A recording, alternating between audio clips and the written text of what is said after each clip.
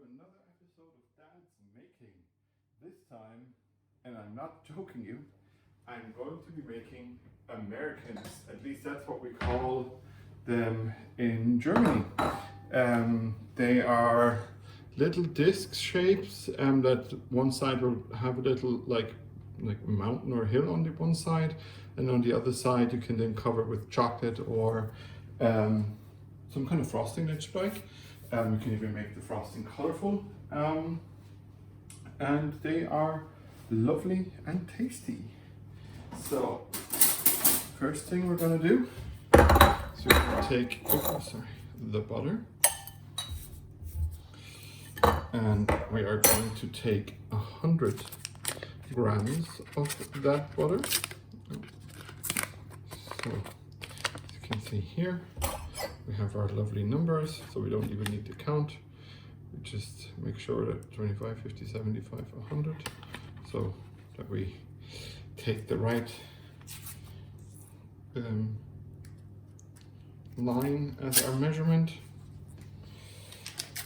And then I'm gonna, because I didn't take it out early enough, but I want to make sure that I can use this.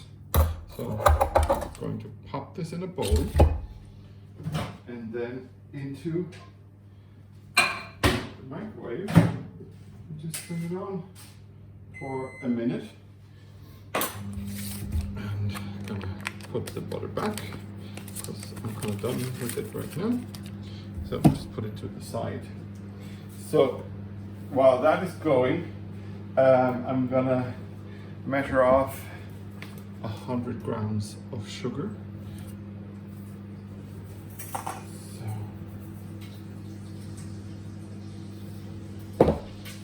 yeah, 100 grams of sugar. Then some vanilla extract.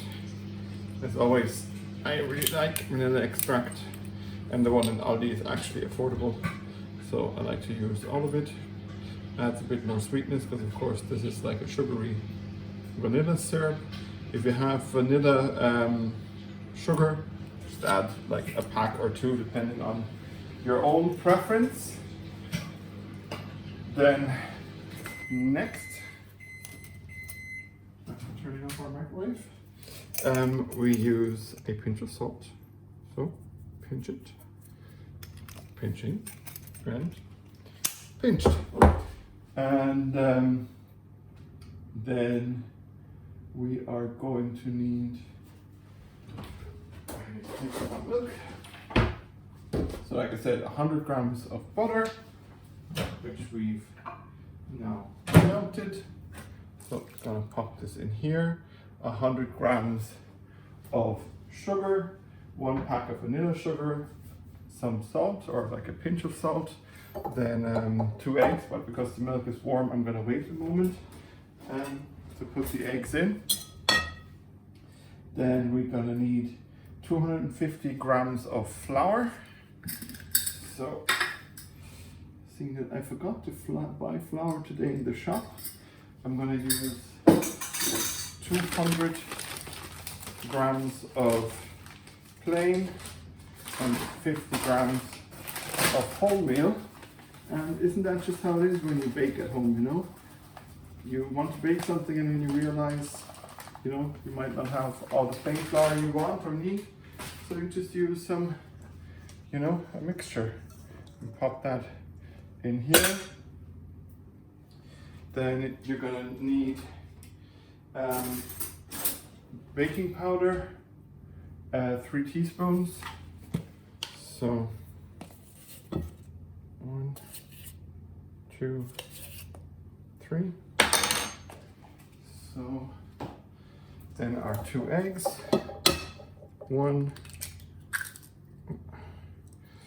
and 2. Perfect. I just need to wash my hands real quick. So now that I've washed my hands, I'm also gonna need 1 pack of vanilla pudding, right?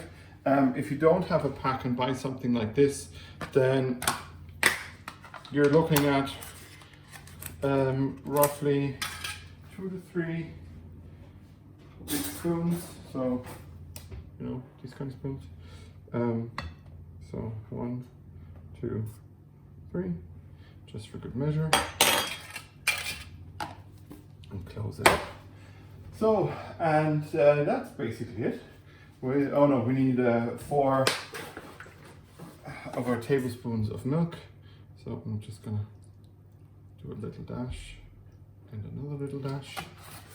And then we start whisking. And we can always adjust whatever we feel is needed. You know, if the dough gets too dry, then you can always add a bit more milk. Like I feel it's a tiny bit dry, but only a tiny bit, because you do want to make sure that it's not a flowy dough, but a sticky dough. So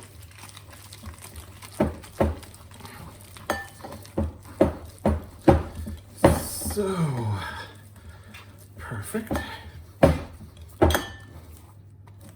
Yeah, that's good consistency. Just make sure that you have everything incorporated, and then I'll be back in the blink of an eye once I've cleaned up, and then we can put it all on our baking tray. Blink. And we're back. So I have my baking tray. I have my dough, and so I'm gonna get, I actually should take another spoon, just like a good spoonful, and then place it on the tray. So try to make it kind of round, and try to take a similar amount every time. So, okay, I think I missed a little bit. I can always, you know, change that, and then I'll shape it once they're on there. So here as well. So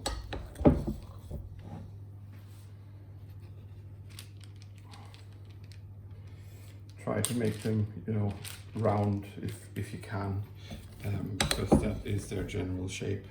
They might not turn out round for you for the first time, and they might not turn out for me for my first time now making them either. So that's okay. As you can see, I have probably another 2 in my bowl. Shoot. So let's just make sure that we are sort of same size, and that the base shape is sort of round.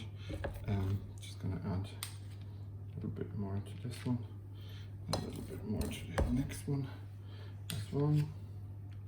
So, and then your tray will look like this, and how it looks when they're out, we're gonna see in just a sec. So, as you can see, our Americans are lined up nicely. They have cooled down, and now I've made a simple glaze of powdered sugar and lemon juice. I'm just gonna drop this on here and make sure to spread it properly. You can, of course, also like drizzle it with chocolate or anything else that you like any other frosting that you're happy with. So I might need to make some more later on, just to ensure that all of them get covered nicely. And then I also want to decorate them a bit. So I had an idea, but I'm gonna wait until it's fully, these are fully done, to get a bit of chocolate on there as well. So I need to make some more, which is absolutely fine. As you can see, you know, nicely covered in powdered sugar, covering. So, and you put the glaze on the underside, so on the flat side, not on the bumpy side. So as you can see, they have a swoopy bumpy side and a flat side, and you put the glaze on the flat side. So I'll make a bit more glaze, and once it's dry-ish, I'm going to show you my idea how to further decorate them for Christmas. So, and we're back, everyone. So now I'm going to try something that I haven't tried before. So I'm going to put this shape on my glaze, and I've melted chocolate just on the hob. Just good quality milk chocolate. Make sure to get good quality chocolate. If you get cheap chocolate, a lot of the times it's like they're basically sugar colored chocolate color, and when you melt them down you get more like a sticky caramel kind of thing. So always try to get a good quality chocolate. Like even Lidl and Aldi have them nowadays, so you know you shouldn't be having any difficulties getting chocolate. So, and I'm just mixing it through so that it's not too hot, because I don't want it to fully melt through the sugar underneath. So I'm just giving it a bit of a stir. So yeah. So don't put it on super fast, but yeah, it's getting there now. So yeah. So let's see if it works, and if it doesn't, then that's okay too. Put another one in there, just so that it fills out every edge. And I will use the Stormtrooper on this one. So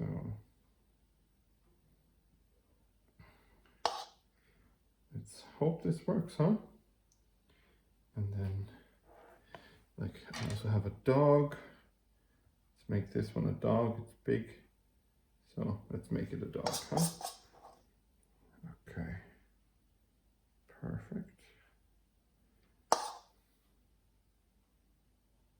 Just be careful that you don't spill any. Great. So let's see, I also have a bone here, so let's use the bone as well. Okay.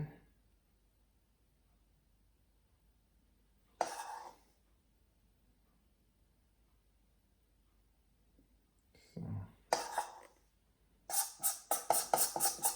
I probably should have like sprayed them with something just to make sure that that it comes off properly. And the others, you know, I'll just kind of drizzle over and make some nice shapes, maybe. And maybe, you know, I can just up here cover this side here. Yeah, okay, this one looks silly now, but you know what? It's chocolate. I'm just gonna still melt it so I can still cover it up with a bit of air there. But as you can see, your imagination, as always, is your only limitation. So, and you know,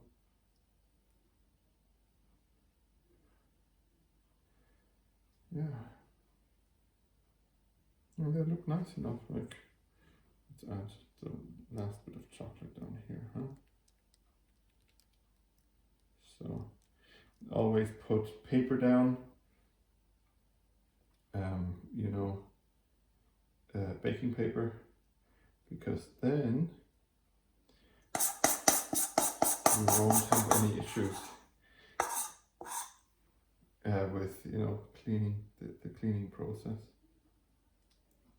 So, yum. Okay, I'm gonna let this be, and then let's see later on, when the chocolate has hardened, what the result is. Did we have a great idea? Did we have a silly idea? We'll find out in a blink of an eye. Hey everyone, so my plan actually worked. So a little bit of melted chocolate and cookie forms actually can form chocolate. So on this here, so there's a stormtrooper and whatever, garden or something like that, and a dog and a bone, and then I just drizzled stuff over. The drizzling of course worked like a charm. So they look so yummy, and I can't wait for breakfast, because that's when I'm gonna chow down on one. Probably this one, because this one didn't turn out nice, so he will go first, but the rest, yeah, let's see. Okay, I hope you had as much fun watching this video as I had baking again for you guys. Please follow me on Instagram, Facebook and Twitter. You can find the links below in the description of the video. Hit like and subscribe and the little bell on YouTube. And why don't you head on over to Patreon? You find the link in the description as well. And support me by just donating a $5. Might not hurt you, but it might just make the world of a difference to me. So let's all get ready for Christmas in lockdown and enjoy baking and eating and all of that stuff. You know, Santa Claus probably will be very happy to find loads of different kinds of cookies this year if we all bake together. So thank you for watching. I'm your Steve, and I am out. Ho ho ho.